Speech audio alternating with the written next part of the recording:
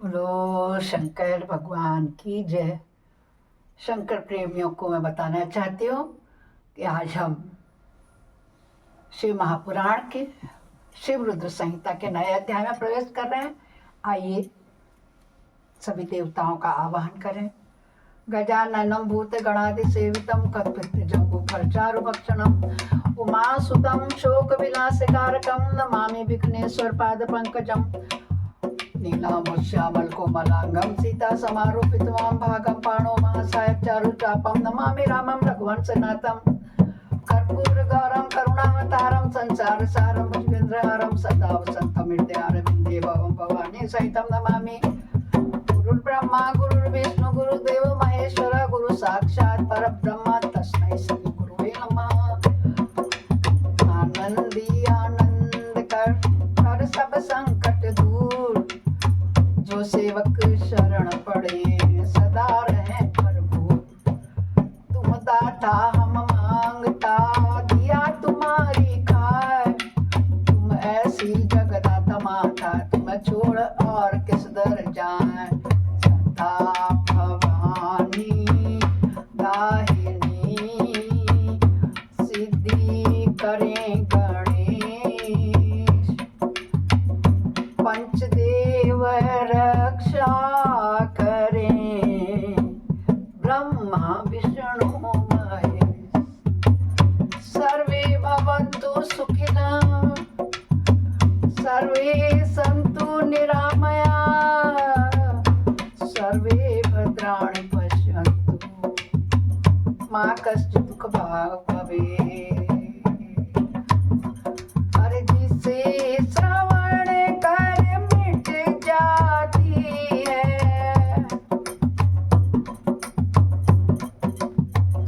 जिसे श्रवण कर मिट जाती है, जन्म जन्म की व्यथा वही है शिव शंकर की कथा। यही है भोले बाबा की कथा, वो यही है शिव शंकर की कथा। यही है भोले बाबा की कथा।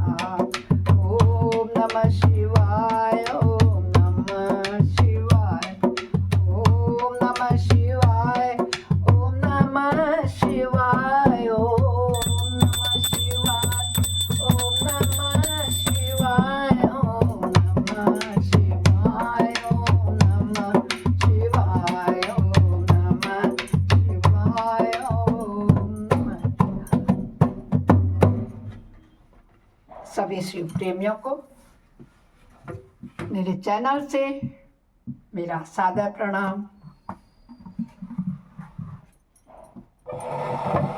पहली बार मेरे चैनल में आए हैं तो सब्सक्राइब करना ना भूलें,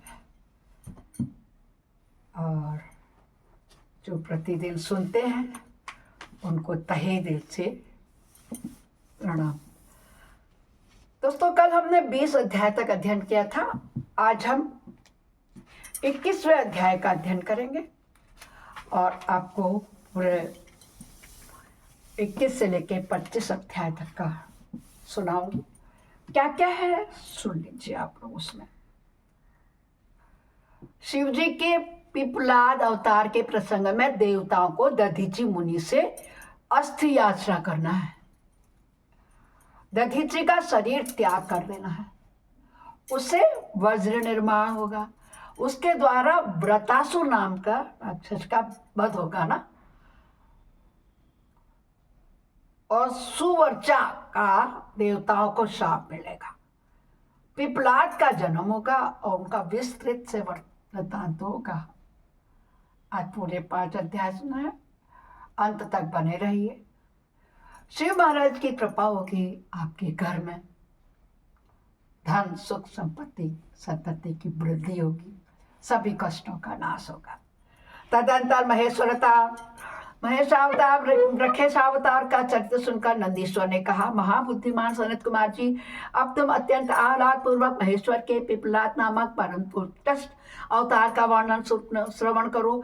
यह उत्तम आख्यान भक्ति की वृद्धि करने वाला है। मुनीश्वर, एक समय दैत्यों ने वृतासुर की सहायता से इंद्र आदि समस्त देवताओं को पराजित कर दिया। तब उन सभी देवताओं ने सहसा दधीची के आश्रम में अपने अपने अस्त्रों को फेंककर तत्काल ही हार मान ली। तत्पश्चात मारे जाते हुए वे इंद्र सहित संपूर्ण देवता तथा देवर्षि सहित शीघ्र ही ब्रह्मलोक में जा पहुंचे और वहां ब्रह्मा जी से उन्होंने अपना बहुत दुखड़ा कह सुनाया। देवताओं का वह कथन सुनकर लोक पितामह ब्रह्मा ने सारा रहस्य यथार्थ रूप से प्रकट कर दिया और यह सब त्वष्टा की करतूत है। त्वष्टा ने ही तुम लोगों को वध करने के लिए तपस्या द्वारा इस महातेजस्वी वृतासुर को उत्पन्न किया है। यह दैत्य महान आत्मबल से संपन्न तथा समस्त दैत्यों का अधिपति है। अतः अब ऐसा प्रयत्न करो जिससे इसका वध हो सके।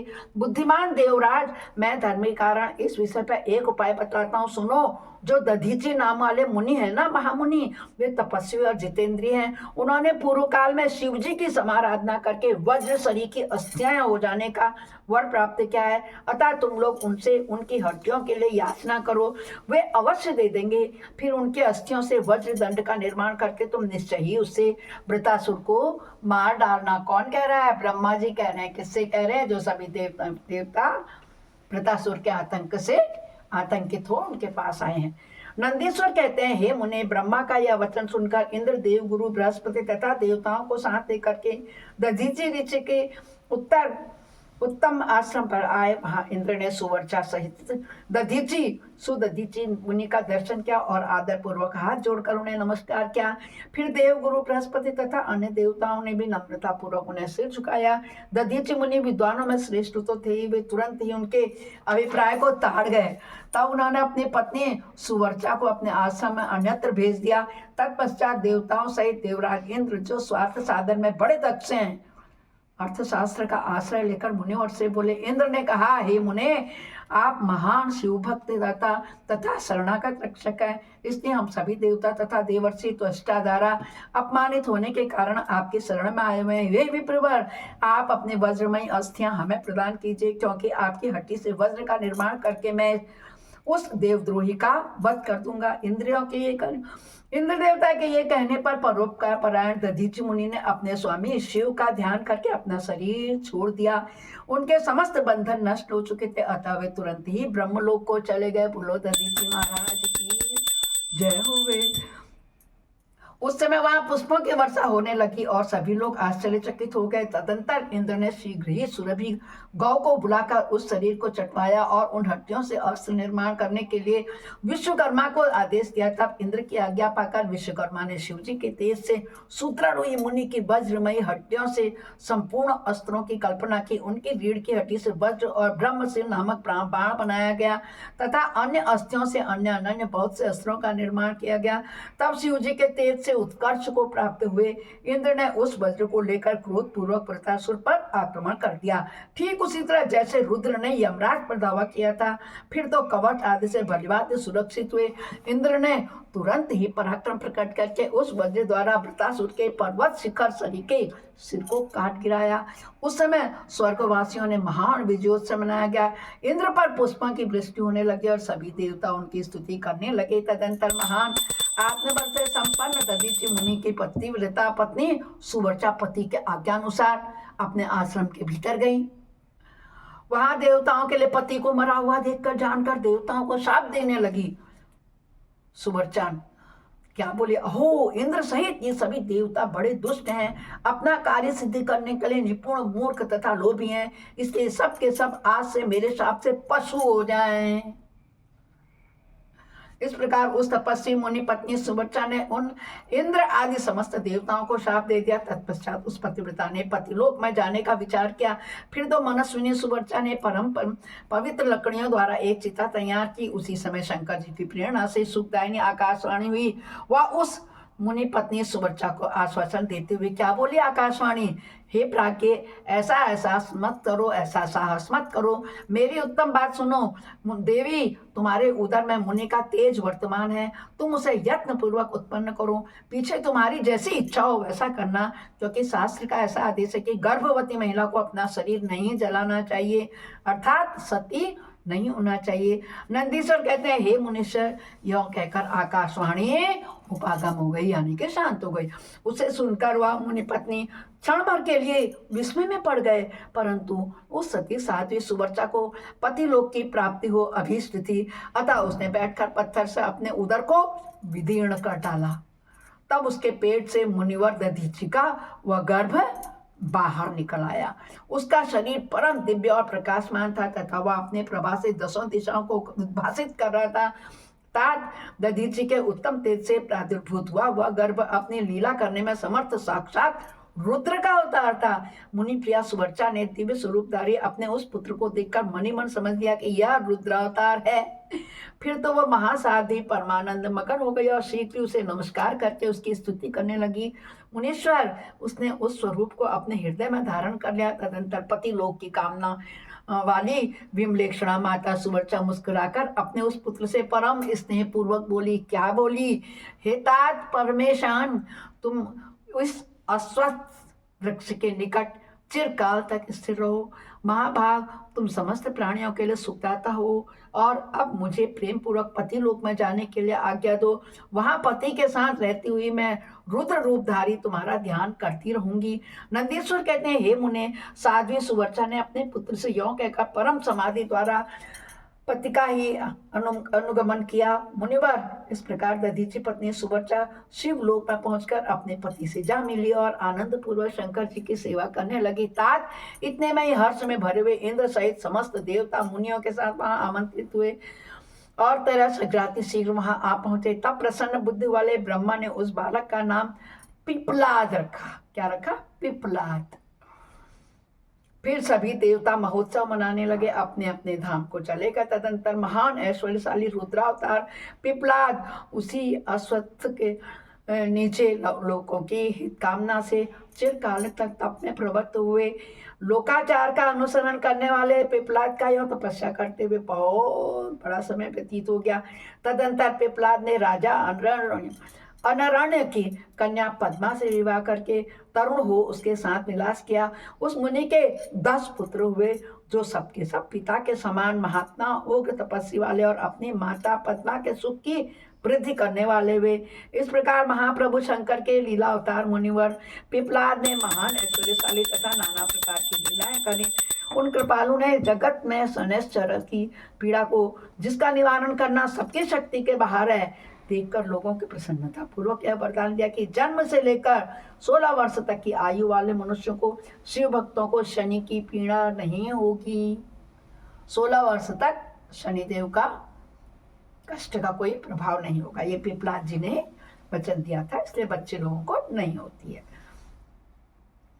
यह मेरा वचन सर्वदा सत्य है। यदि कहीं शनि मेरे वचन का अनादर करते हैं, उन मनुष्यों को पीड़ा पहुंचाएंगे, तो वह निस्संदेह भस्म हो जाएंगे। तात इसलिए उस भय से भयभीत हुआ। ग्रह श्रेष्ठ शनिश्चर विकृत होने पर भी वैसे मनुष्यों को कभी पीड़ा नहीं पहुंचाता है। मुनिवर, इस प्रकार मैंने लीला में मनुष्य रूप धारण करने वाले पिपलाद का उत्तम चरित्र तुम्हें सुना दिया। यह संपूर्ण कामनाओं को पूर्ण करने वाला है। गाधी, कौशिक और महामुनि पिपलाद, ये तीनों स्मरण करने किए जाने पर भी शनैश्चर जनित पीड़ा का नाश हो जाता है। ये मुनिवर दधीचि, जो परम ज्ञानी सत्पुरुषों के पुण्य तथा महान शिवभक्त थे, धन्य है। उनके यहाँ स्वयं आत्मज्ञानी महेश्वर पिपलाद नामक पुत्र होकर के उत्पन्न हुए। तात यह आख्यान निर्दोष, स्वर्गपद, उग्र जनित, दोषों को संहारक, संपूर्ण मनोरथों का पूरक और शिव भक्ति की विशेष वृद्धि करने वाला है। बोलो शंकर भगवान की जय होवे। आज मैंने पिपलाद की कथा सुना करके आपको 25वें अध्याय तक का श्रवण कराया। बोलो शंकर भगवान की जय होवे।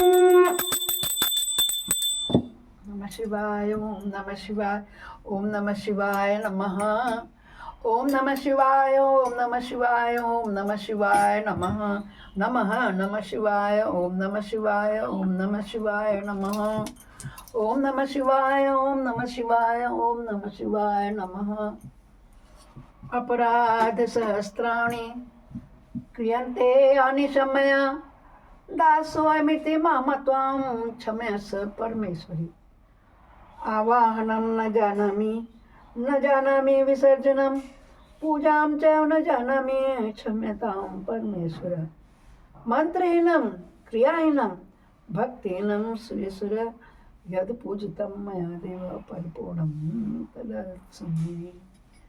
हे शंकर भगवान आपकी जय होवे, हे भोलेनाथ आपकी जय होवे, हे महादेव आपकी जय होवे।